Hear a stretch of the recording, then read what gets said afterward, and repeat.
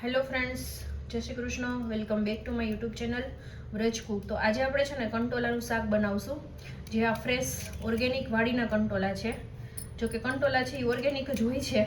અને કંટોલાનું સબ્જી બનાવવા માટે અહીંયા જો મારા મમ્મી સુધારે છે. તો આ રીતના છે ને ચિપ્સ પાડવાની છે. આ શાક એટલું સરસ ટેસ્ટી બને છે. અને મોટા જે બીજ હોય છે ને એને કાઢી નાખવાના. ગૌઢા બી હોય ને કાઢી નાખવાના. અને આ રીતના એની લાંબી ઊભી ચીરું કરી નાખવાની. અને અત્યારે જે કંટોલાનું શાક છે ને બહુ બધાને ભાવતું હશે. અને આપણે સિટીમાં તો ઘણા કોસ્ટલી પણ હોય છે, મોંઘા આવે છે. હા, એક સીઝન જ આવે અટાણે કંટોલા. આખા વર્ષમાં પછી કોઈ દી જોવા ન મળે. આ જાણે જાણે ઉગે ગાંઠ હોય ને એમાંથી આ જાણે આ વાવવાય ન પડે. ગાંઠ નાખી દે ને એટલે વરહોવર એ ટાઈમે ઉગી જાય. એટલે કોઈ ટાઈમે ઉગી જાય. હા, કંટોલાનું એવું હોય. અને આ જો એકદમ પાકી ગયેલું કંટોલું છે, હા, એ પાકી એને નહીં નાખવાનું. એકદમ પાકી ગયેલું હોય ને એ કંટોલાને નહીં નાખવાનું. અને આ રીતે આપણે ચિપ્સ કંટોલાની બધી રેડી કરી લેશું. તો ફ્રેન્ડ્સ, અહીંયા છે ને આપણા કંટોલા છે ને પહેલાં કટ થઈ ગયા છે. અને અહીંયા મેં કુકર લીધું છે. તમે તપેલીમાં પણ કરી શકો છો, અધરવાઇઝ તમે કુકરમાં પણ તમે કરી શકો છો. તો અહીંયા છે ને 3 મોટી ચમચી લીધું છે. શાકની ક્વોન્ટિટી પર તમે તેલ છે લઈ શકો છો, પ્લસ માઇનસ તમે કરી શકો છો. રેડી કરી લઈશું. તો નાની હાફ ચમચી મેં ગરમ મસાલો લીધો છે, જેમાં આપણે 1 થી 1.5 ચમચી હું લાલ મરચું પાવડર એડ કરીશ. અને 5 ચમચી હિંગ એડ કરીશ. અને 1 ચમચી જીરું એડ કરીશ. અને આમાં થોડું પાણી એડ કરીને આપણે મિક્સ કરી લઈશું, કે જેથી આપણા મસાલા અંદર જાય એટલે બળે નહીં. આ રીતના આપણે મિક્સ કરી લઈશું.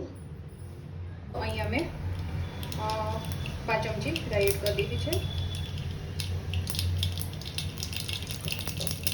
1 ચમચી જીરું એડ કરશું.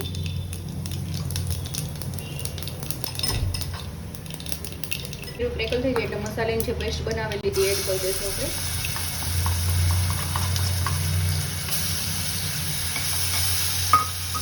હવે આદુ મરચાંની પેસ્ટ એડ કરશું.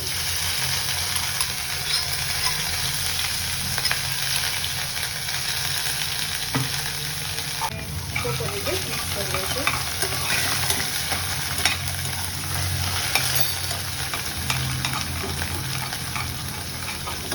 તો 1 થી 2 મિનિટ માટે આપણે સાતળી લેવાનું છે.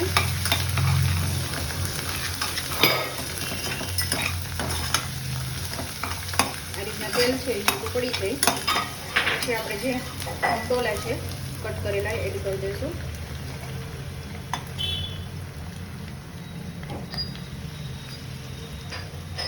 ગોળ લાવો.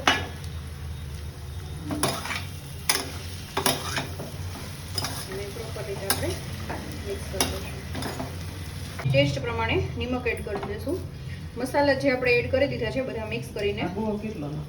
અને અહીંયા આપણે 2 ચમચી જેટલો ગોળ એડ કરશું. ગોળથી જે તમારા કંટોલાનો શાકનો ટેસ્ટ બહુ સરસ આવશે.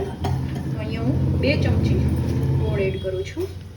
અને બીજી એક વસ્તુ એડ કરવાની છે, એ આપણે લાસ્ટમાં જ્યારે કૂક થઈ જાય પછી આપણે એડ કરશું. ખાંડ કરતાં જે ગોળનો ટેસ્ટ ખૂબ જ સરસ આવશે. અને હવે એને આપણે પ્રોપર રીતે મિક્સ કરી લઈશું.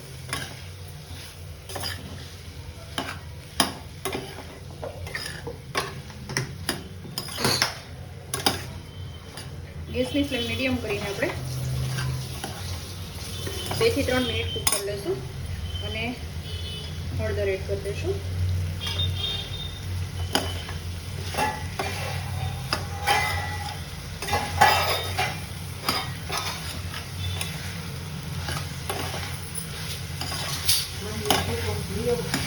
એ લાસ્ટ છેલ્લે કૂક થઈ જાય ને પછી. અહીંયા આપણે છે ને અડધો ગ્લાસ જેટલું પાણી એડ કરીશું. બરાબર છે. અને પાણી વગર પણ તમે છે ને બનાવી શકો છો.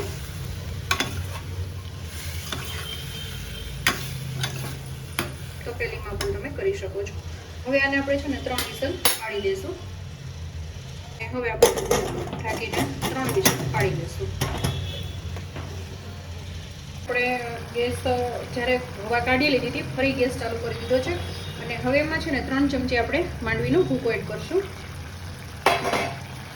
અને સરસ રીતે મિક્સ કરી લેશું કે જેથી છે ને સરસ રીતે એમાં કૂક થઈ જાય એટલા માટે. ઉપરથી આપણે પહેલાં નથી એડ કરવાનું. પહેલો એડ કરવાનું રીઝન એ છે કે તમારો જ્યારે કરશો ને ત્યારે છે ને એ બેસી જશે એટલા માટે.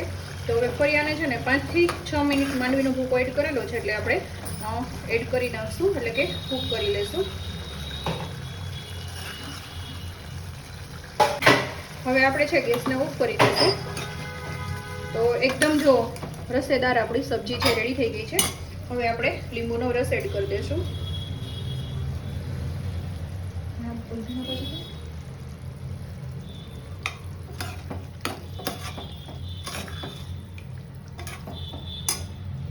ધાણા ભાજી એડ કરશું અને હવે આપણે સર્વિંગ ડીશમાં લઈ લઈશું સરસ રીતે મિક્સ કરીને.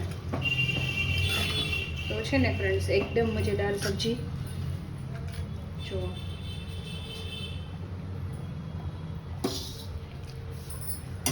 આ જે કંટોલાનું શાક છે રોટલા સાથે બહુ સરસ લાગે. તો અહીંયા મારા મમ્મી છે રોટલા બનાવે છે તો એમાં 3 લોટ મિક્સ કર્યા છે જે મકાઈ બાજરો અને જાયટલો ને મમ્મી 3 મિક્સ કર્યો છે અને એકદમ મસ્ત રોટલા છે થાય છે અને આ જે છે ને એ ગાય માટે થાય છે.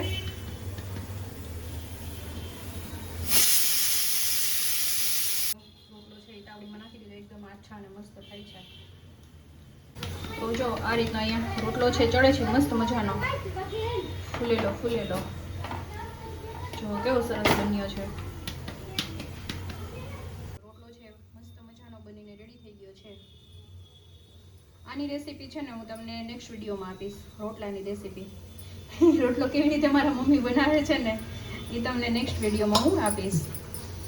તો ફાઇનલ હવે ડીશ રેડી કરીને તમને બતાવું કંટોલાનું શાક અને બાજરાનો રોટલો. તો મસ્ત કંટોલાનું શાક બાજરાનો રોટલો અને સાથે છે અથાણું અને મરચું અને જે છે કાકડી કટ કરેલી. તો છે ને એકદમ મસ્ત મજાનું છે બાજરાના રોટલા સાથે બહુ જ સરસ ટેસ્ટી લાગશે ફ્રેન્ડ્સ. તો તમે પણ જરૂરથી ટ્રાય કરજો અને તમે પણ ટ્રાય કરજો અને તમને આ વિડીયો કેવો લાગ્યો એ પણ કહેજો અને તમે બનાવીને પછી મને કોમેન્ટ કરજો કે આ કંટોલાનું શાક સિઝનમાં તમને કેવું લાગ્યું. તો આઈ હોપ કે આજનો વિડીયો તમને પસંદ આવ્યો હશે ફ્રેન્ડ્સ. વિડીયો થોડો પણ પસંદ આવ્યો હોય તો લાઇક શેર અને સબસ્ક્રાઈબ કરવાનું બિલકુલ ભૂલતા નહીં. તો મળતા રહીશું નવા કુકિંગ સાથે. ત્યાં સુધી જય શ્રી કૃષ્ણ. Bye bye.